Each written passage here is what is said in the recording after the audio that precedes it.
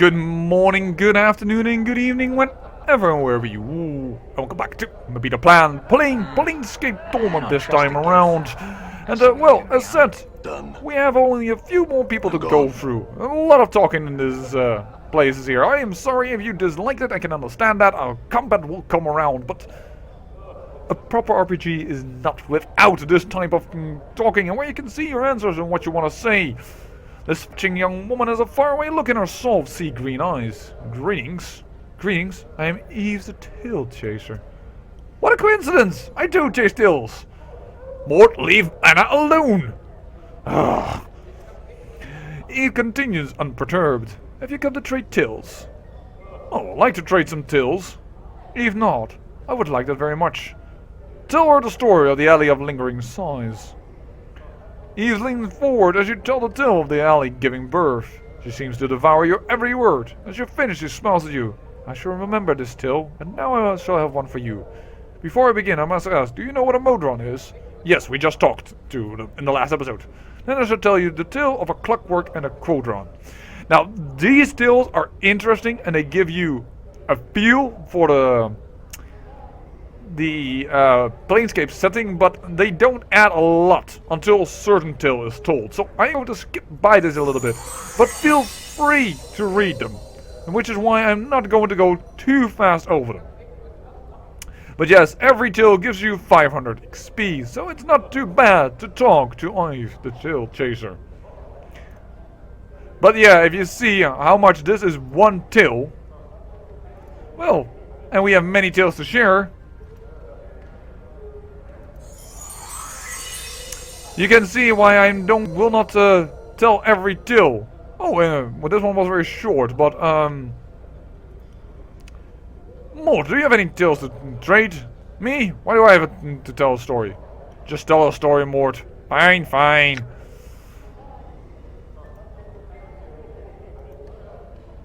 This one is, by the way, a classical one, though, Morte tells. Third wish, the man was baffled. Yeah. This is one you should read. It's a classical one. Of an elderly man looked up to see the elderly woman before him. She grinned toothlessly and with a cackle spoke, "Now your third wish. What shall it be?" Third wish? How can it be the third wish if I hadn't had the first or the second wish? This is about carefully wishing for one things.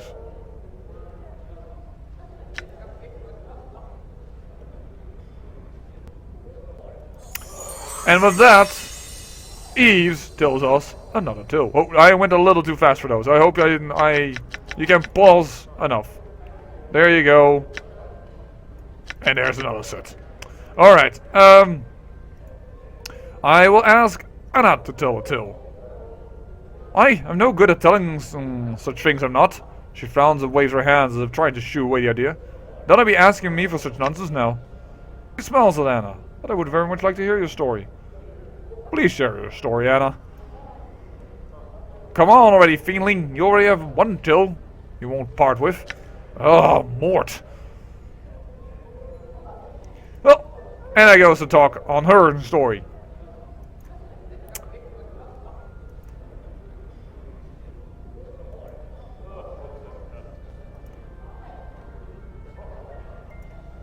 Yeah, this is why I'm not reading all of this out.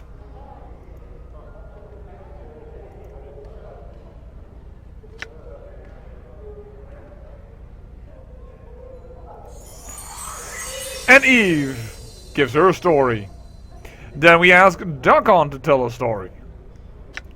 Akali's drowning. And interesting this one. Dakon tells the story of Akali's drowning, a foolish Githzerai of myth who have become lost in the chaos of limbo. Normally a single Githzerai may use their focus and mental discipline to form the chaos around them in small, habitable environment. Akali, however, asked so many useless and unfocused questions in her quest to return home that her isles of matter dissolved around her, and she drowned. Fascinating, Dakon. Let me share with you and your companion another version of your tale that I've heard. Dakon looks attentive, and perhaps a little surprised.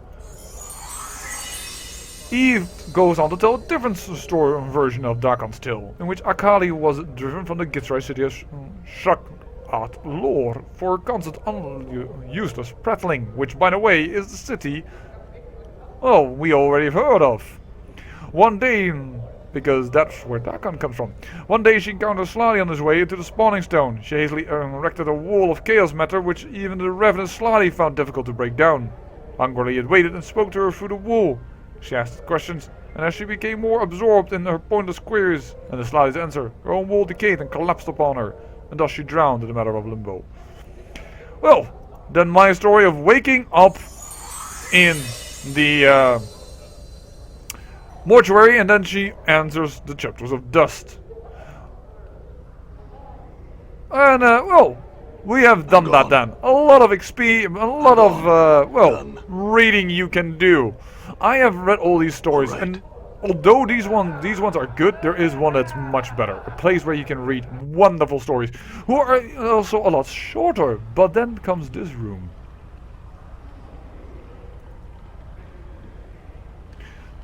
This greyish-white stone held in a mesh of engraved silver bands pulsed with light.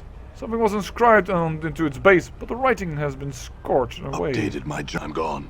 That is interesting. Scorched away, you said. And what about the others? Oh, this one says Juliet. I'm gone. Oh, so these are the stones of, well, all the students Fall from Grace wanted to let me talk to. Nenny. Yeah, they're all here, with a lovely statue in the middle. And we did saw a man walking around here. Where is he? There you are.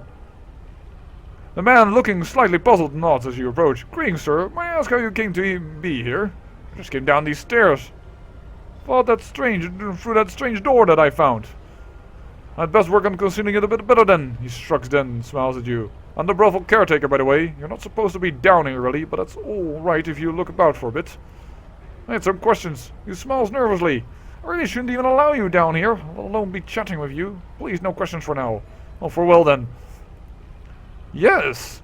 So they're recording their memories in these sensory stones, is what they are. But sensory stones, well, as said, they hold memories. And there are some very interesting sensory stones in the Civic Festival. But for that you need to be a sensate, or you need to bluff your way past, well, the people of the sensates, in order to be allowed access. But now that we've talked to everybody... How may I help you? I had some questions I want to ask you, Fall from Grace. Yes. I spoke to 9 of the students as you asked, but I could not find a 10th. And you could not find a 10th student? How curious. Well, I think... I could answer either that Lewis is it, but I think it is me. Because I have lost myself and she asked me to talk to everyone else for more experiences. And I say, in which case I've spoken to all of them. She nods. Very well. And your thoughts?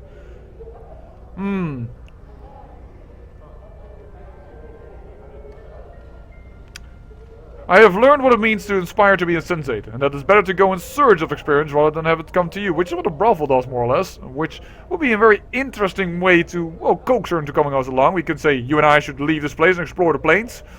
That's a little bit direct. We could, we should get rid of all the armoires in the brothel and use them as firewood. Whoa. And teaching with a sheltered environment, there's only harms the student, and the plains themselves are often the best teacher. But that's a little bit disdain for what she says. I do like this answer. You know where we're going with it. Ah! Fallen from Grace laughs softly, and her eyes sparkle. A practical thought indeed. Very well. I will travel with you, if you still desire my company.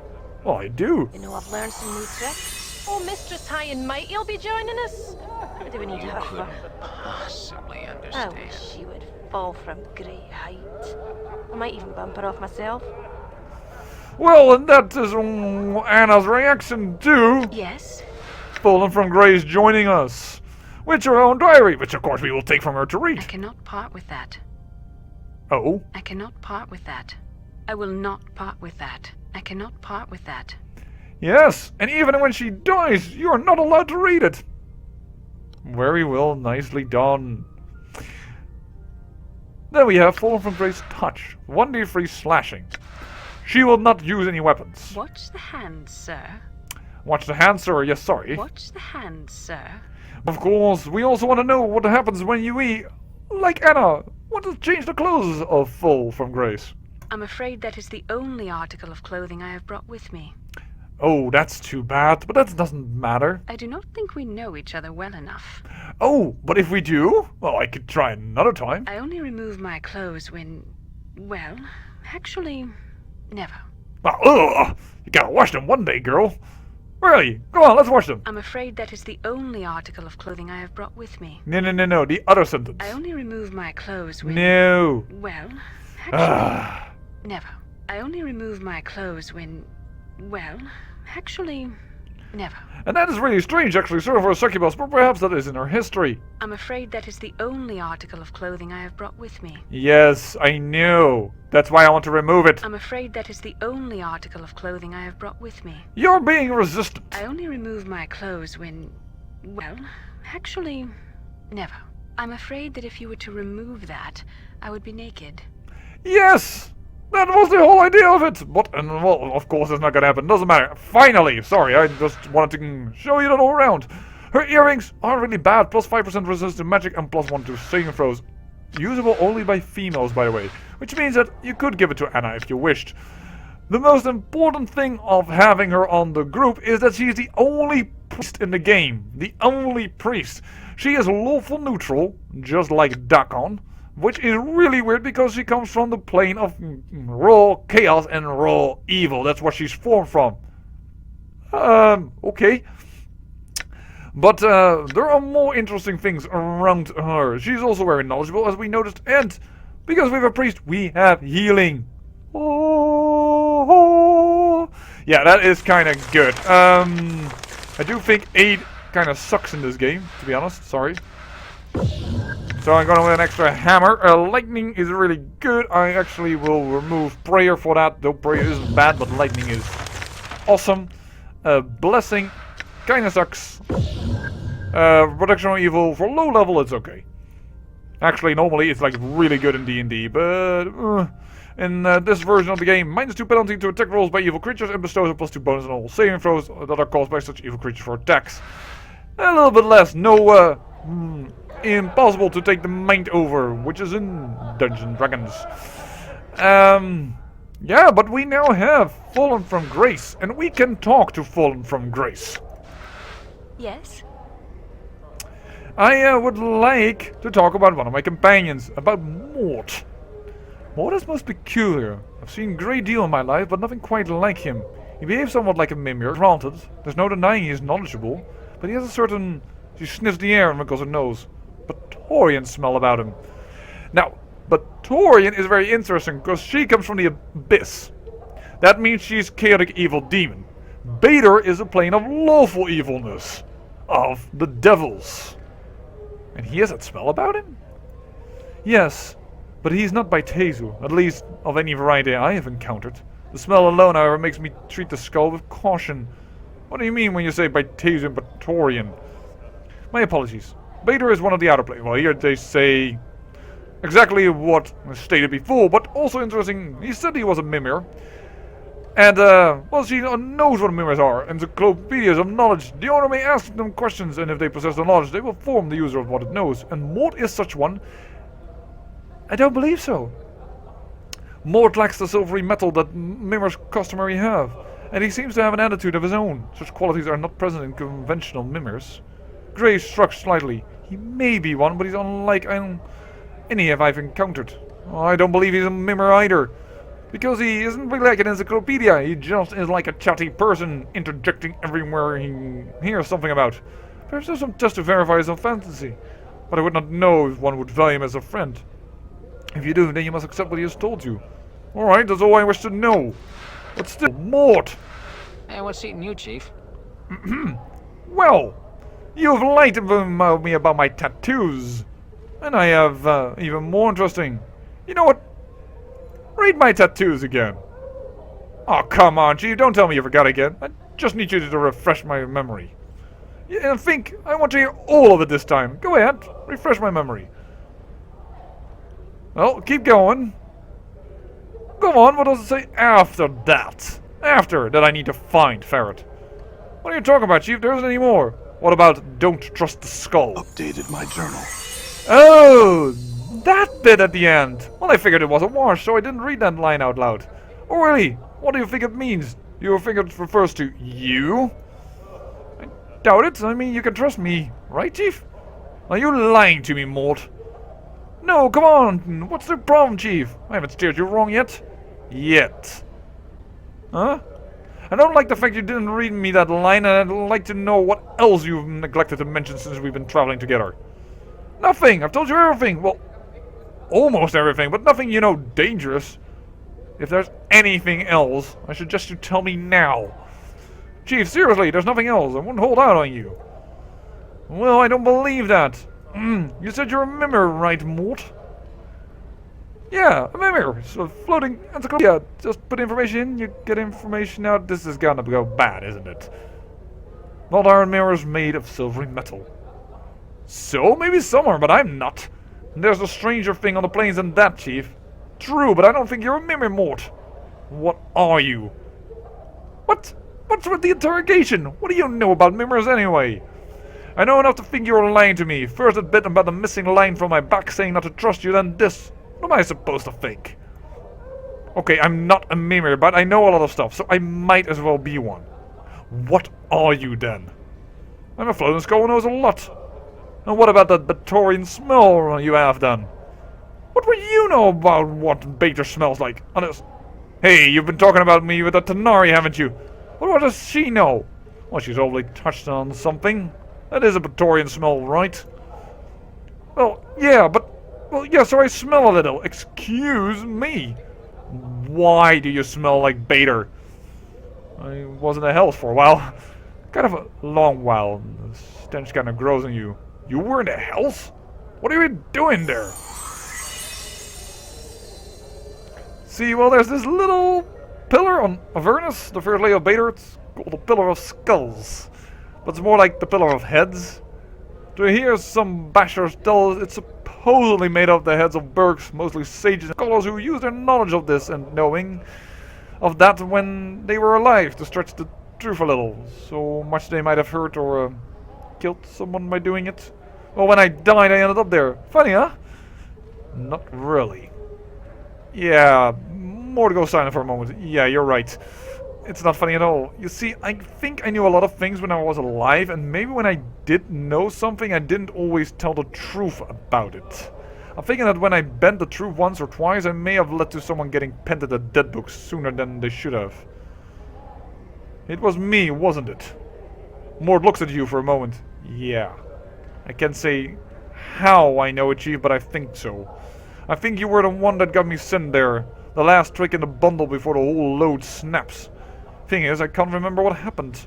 I don't even remember being human. Or what my life was even like before I woke up on the pillar. Why did you forget? That's pretty much the ways of things when you die. As I'm sure you're no stranger to. You just forget. I figure I wasn't a sterling member of the community when I was alive, but hell's whiz, Morte sighs. Just that I can't help it. Nothing more than being honest all the time. Except being sentenced to hell. That sounds a lot worse than telling the truth. Yeah, you're right. Again, Morte clicks his teeth. The way he does it reminds you of someone drumming their fingers. I guess just all that good and evil and lying and cheating catches up with you. And when I get penned to the dead book, it was my turn to pay the ferryman. So how did you escape the pillar? Updated my journal. Well, you helped me, Chief. When you showed up at the Pillar of Skulls, I pushed my way to the front. My obvious know-how and charm attracted your attention. You knew that I was the head that knew the most. So I cut a deal with you. Deal? As Morte speaks, your vision seems to bleed into a fiery red, and all you hear is a howling, an almost screaming tower of voices. Chittering, screeching, hammering, all of them begging, screaming to be freed. And Morte's voice, faint, almost lost in the horde. He sounds desperate, frightened, and pathetically, tragically lost. Echo, you, skull, speak. The howling voices fall silent, and you watch the tiny red-lined skull, its cracked features cast in hellish light, turns his eyes at you. Blood and ichor has streamed across its feature, and its teeth chatter as if cold. I can't help you. I know what you seek. All these heads, all the knowing. Just please, I beg of you. Free me. Let me help you. I'll tell you anything, everything. Will you? Swear it, Skull. Swear you will serve me until my end days, or here you will remain. I swear, just please, please free me. You watch as more sickeningly swallows. His pride almost a tangible thing. I beg you, let me help you, please. Echo, very well. I shall free you. Your vision slides as if you are moving, and the howling, screaming cacophony begins again. A nightmarish horde of howls and catcalls and taunts and insults. The of your hand sliding into the filthy quagmire of the pillar. The biting of Fan's mandibles and your hands locking around the tiny skull and ripping, tearing it from the pillar like an old scab. It is done.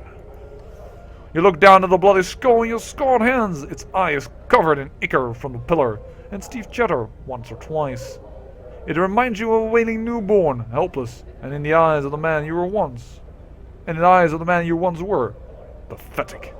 I have freed you, now you're alive and your death is mine. Morte. The amount of XP of that is not bad. 24,000. Yes, because we already had it once before, so that is amazing. And we're not done yet. Your vision swirls, the mists of the past drifting away, and Morte is still chattering on. We talked for a while, Chief, you and me, seeing whether the arrangement would work, and I think we both were really impressed with each other. So he invited me off the pillar, and I've kind of been with you ever since. Uh-huh. What happened then? Well, I don't know. I've lost most of the pillar's knowledge once I was out of it. I mean, I was out and I had to know. I'd never been off the damn thing. But you were pretty understanding about it. You lost all your knowledge you said you had. Your vision swirls again, making you dizzy as you feel your gut churn. Then you hear the cracking, snapping of bone and Morte's howls, howling in pain, screaming for someone to stop killing him, and your hands lashing out again and again. Damn you, Skull, you lied to me. I'll thrust you back in a damnable pillar and leave you to die there. There's the clatter of bone against what sounds like metal, or floor or wall, and the skittering of teeth knocked free. You can hear Morte mewling like a beaten dog for you to stop. Know that your suffering on the pillar will be to the torment I will make you suffer. Your vision swirls and Morte's cries ebb, fading into the chattering rhythm. So you realized I still had my uses, so I took up with you, and I've been with you ever since. Morte, what did I want from the pillar? And how long was it that I freed you? Morte thinks for a moment.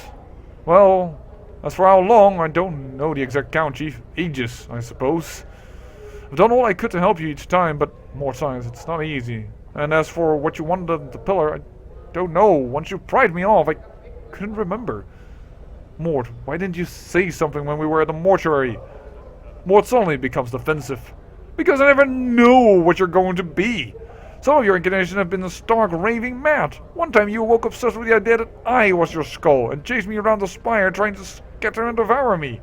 Luckily, you were crushed by a passing cart in the street. Another, good and lawful, you tried to thrust me back into the pillar because it's where I belonged. Morte smirks. That's why. Because no harm's ever come of you not knowing. So you stayed with me all this time. Well, yeah, Chief. I said I would. Morte always keeps his promises. He pauses. Well, most of them. There was this one kid in Arborea who... You suddenly realize that Morte's tone has changed. Past the joke, you realize he's trying to hide something. Something about why he's with you. Morte, seriously, why are you traveling with me? Stop with the hiding. Chief, I said it's because I'm promised, alright? He looks irritated. What else could it be? I don't know. You didn't need to stick around after I had freed you. Well, of course not, Chief, but And suddenly his tone of voice strikes a chord in you, and you know why. He has remained with you all this time. You feel guilty. Because you led me to my death so long ago, isn't it? And you've been suffering ever since. Oh, come on, Chief. Me feel guilty? I'm Morte. No, I think that's it.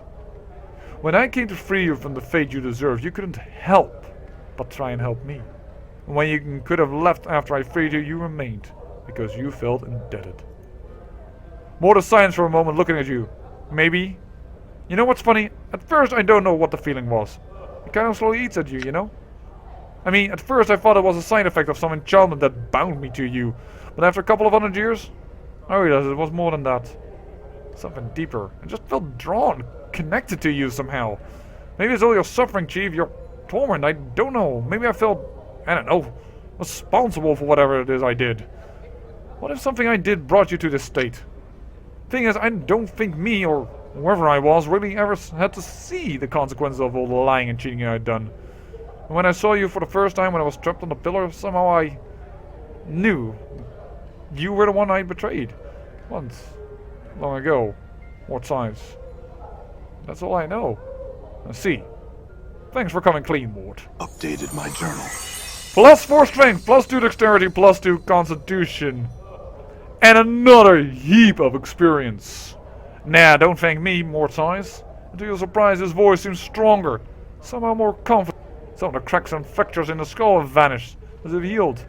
Nah, the thank is all to you. I feel like I just had the plane moved off my shoulders, so to speak. Alright, Mortal, let's move on. I feel stronger. You're no kidding with that amount of experience, but we have to stop the episode. Because the old clock on the wall says it's time, and I'm sorry that this brothel takes so much time, but look at it! We have a new companion, and Morte, who is now all of a sudden a much stronger fighter, and so many more, well, hit points, because level 7 plus 2 constitution is 2 extra hit points per level, is 14 extra hit points. With all his resistances, that is significant. With more strength and dexterity, his armor class is also lowered, and he does more damage. And that is something I surely think you would like to know if Morte is your traveling companion of choice. Okay. Even if just for a short while. But I say I thank you for watching, and remember, great peril yields great beauty.